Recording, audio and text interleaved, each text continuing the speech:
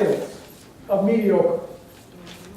And I think that that's one area of work that I'm doing, but I'm asking you, just for your own individual work, to think about your behavior impact, your behavior. The work that's missing is post-traumatic slave master syndrome. We have no idea what clinically is the results of a slave master doing what they did to young girls in front of their kids often. Come on. We have no idea what's the psychological impact of that to their descendants.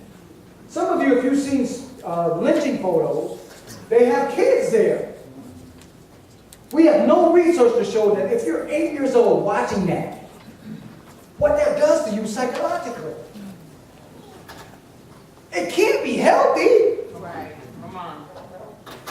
But it's really important for us to be thinking about the unhealthy things that have descended from this model and the possible impact. And using traffic as a metaphor is what I'm attempting to do. Sister, you had another One point more, before we close based it on out. what you just said, when we study the Black History Month in February, it seems like the Two more days. It seems like the only thing that they can come up with in a K-12 system is to talk about slavery. And that is the most demeaning and demoralizing time to embrace Black history. And they don't talk about the wealth of our community like Black Wall Street, the possibilities. They don't talk about Langston Hughes. They don't talk about Hurston. They don't talk about the beauty of our culture. They bring up slavery, and all little kids want to do is die. And so that's perpetuating that dominance culture. And the other thing that I wanted to add on to what you said, in Carter G. Woodson's book, he talks about the backdoor premise. And he says, if you can teach a person to come through the back door, but sooner or later, if one is not there, he will carve one for himself. So my thing is, when you talk about education and that socialization process, for years, for centuries, they've been taught that blacks weren't intelligent, they cannot be educated, they should not be educated, and now you embrace it. So that thing that you're talking about, a change in behavior, that issue is so socialized. How do you address that? Yeah, I think the key thing that I would say in addressing that is now there's research available. Dr. Joy's book is one. Dr. Joe Fagan wrote a great book called The White Racial Frame. There's a brand new book out by a sister named Jackie Galilori that's looking at the birth of a white nation. I can give you all these resources through email, and I'm happy to share them with you. But that's the good news today, is there is now resources for all of us, kids of color as well as white kids, because this model is damaging all of us, I would argue.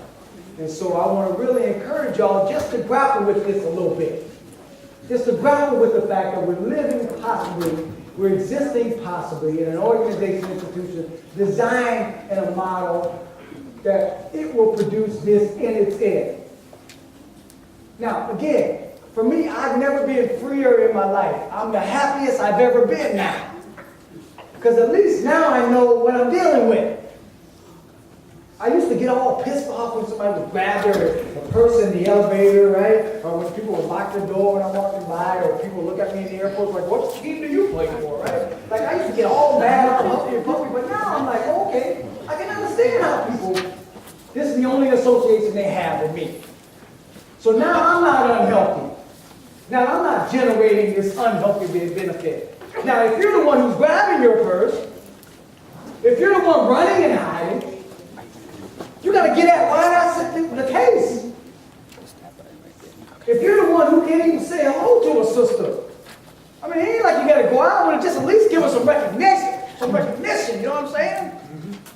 Right? Sometimes some of us, if we're from the continent, right, we can't even say hello to folks here in America. Like, they create a divisive behavior pattern where kids from Africa and African American kids can't even get along.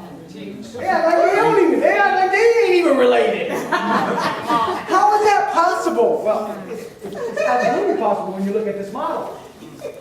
It's absolutely possible. So I just want to be clear. It's not about bashing people, attacking people, degrading people.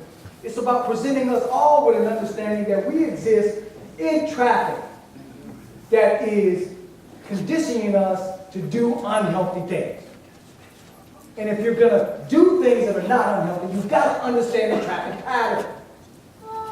And often we don't study that and haven't studied that. And I would challenge you to do that for yourself. In addition to doing the work that you have to do that's associated with whatever it is and where it is you want to be in this global multicultural world. But being a good person is not enough. Because systems jack people up all the time. All the time. Are there any last minute comments, questions from anyone else here before we say goodbye? It's so hard. Y'all just don't know me. That's just how I roll every now and then. Well, listen, I do have cards and all that kind of stuff. I'm also the founder of the White Privilege Conference. And so the White Privilege Conference was really created to explore these kinds of issues for 4 days. And it's not about convincing people that diversity is important, that we should all get along. It's about understanding the fact that we live in a white supremacy, white cultural dominant society. And it injures us all. And we need to understand that systemic design if we're going to do some things differently in that systemic design. That's what we're looking at. But it's not just black-white privilege. It's not like just skin-based privilege that we're looking at. Everybody in this room has privilege. So we bring diverse groups of folks talking about how everybody has privilege and we're all impacted by it in very different ways. Next year we're in Madison, Wisconsin.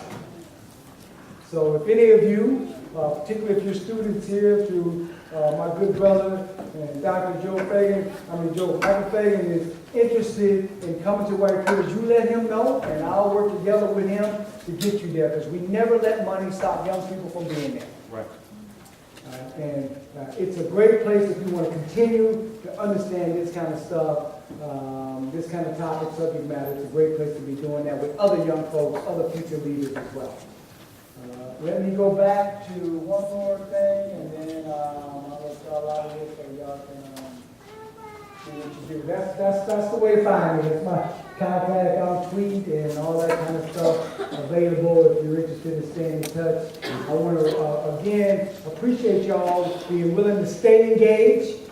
I want to encourage y'all, if you got questions, if you got frustrations, if you're mad, if you're not sure, to please email me. Shoot me a message and let's keep this dialogue going. Thanks again to the Fagan Empire for giving the brother another opportunity to be here. And thank y'all again for staying, and I'll be around here the rest of the day. Please fill out your evaluations. I'm a tough guy. I can take it all. Give it to me. Give me everything you got because I am destined and determined to be one of the best at doing this work. So I like to learn from my feedback from my participants. So please let me know what you're thinking. With that, I'm going to turn it over to Sister Tanya Fagan. Thank y'all again. Appreciate your time. Appreciate it.